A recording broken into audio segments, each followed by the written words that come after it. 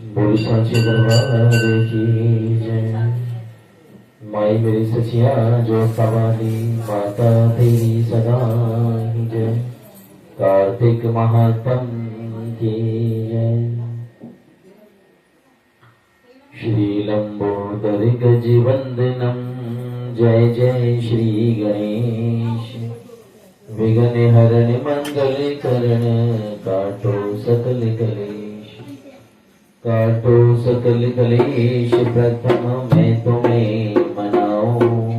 पान फूल मिष्टान सभी समान चढ़ाऊं। दो विद्या का दान ज्ञान अज्ञान कहाऊं।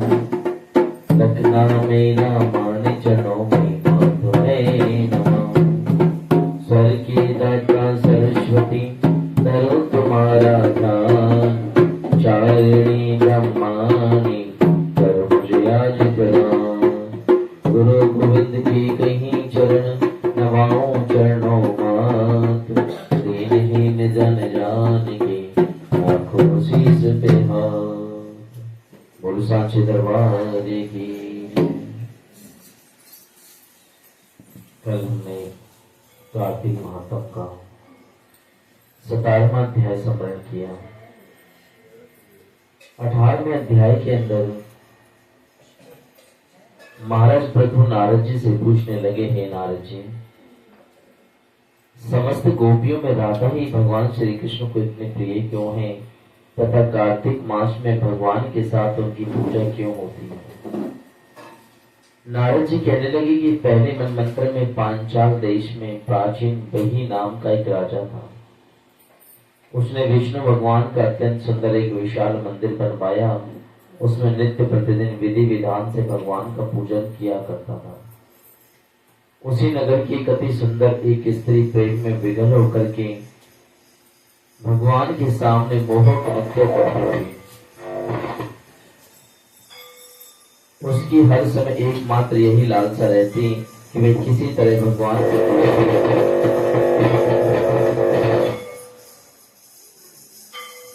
वो किसी तरह भगवान के गले में बाहें डालकर के नृत्य करें। एक दिन उसने अपना समस्त धन ला करके गोपियों में बांट दिया और उसे मनोरथ में अपने प्राण त्याग दिए। दूसरे जन्म में वे अत्यंत सुंदर देवगणना बनी। चंद्रकीर्ति नाम की वह अप्सरा एक दिन दर्पण में अपना अद्भुत रूप देखकर के मन ही मन कहने लगी कि भगवान के अतिरिक्त अन्य कोई मेरा पति नहीं हो सकता। ऐसा विचार करके वह भगवान की छवि मन में धारण कर नृत्य करने लगी। कुछ समय बाद दैत्यों के आतंक से दुखी होकर समस्त देवता ब्रह्मा जी की शरण में गए। तब ब्रह्मा जी ने भगवान विष्णु की कृष्ण अवतार लेने का संपूर्ण वृत्तांत देवताओं को सुनाया। साथ ही उनको आज्ञा दी कि देवता ग्वाल वाल एवं अप्सरा गोपियों के रूप में जन्म लेकर भगवान की सेवा करेंगे। अप्सरा चंद्रकीर्ति ब्रह्मा जी से प्रार्थना करते हुए बोले कि मेरा पूर्व जन्म का मनोरथ पूर्ण होने की आज्ञा प्रदान करें। तब ब्रह्मा जी ने वरदान देते हुए कहा कि तुम नंदगांव में वृषभान गोप के यहाँ राधा नाम से जन्म लेकर समस्त गोपियों से अधिक भगवान के प्रिय होंगे। उस समय भगवान तुम्हें अपने प्राणों से भी अधिक प्रिय समझेंगे तथा रासोत्सव में तुम उनके साथ नृत्य करेंगे। इस प्रकार तुम्हारा पूर्व जन्म का मनोरथ पूर्ण होगा। ब्रह्मा जी के इन वचनों को सत्य सिद्ध करने के लिए ही कृष्ण अवतार में भगवान ने राधा जी के साथ रासो उत्सव में नृत्य किया और उन्हें अपने प्राणों से अधिक प्रिय माना। इति श्री कार्तिक महात्म 18वां अध्याय। श्री नारायणाय नमः। हम भैया दूज की कथा का भी स्मरण करेंगे जो 22वें अध्याय में है।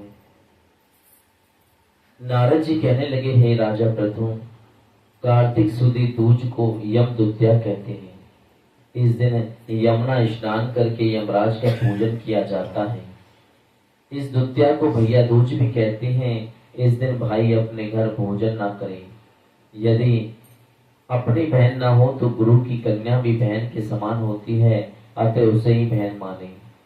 उस दिन बहन अपने भाई की आयु बढ़ाने की कामना से 8 चिरंजीवी मार्कंडे, बलि, व्यास, हनुमान, विभीषण, कृपाचार्य, अश्वत्थामा और परशुराम, इनका विधि पूर्वक पूजन करें।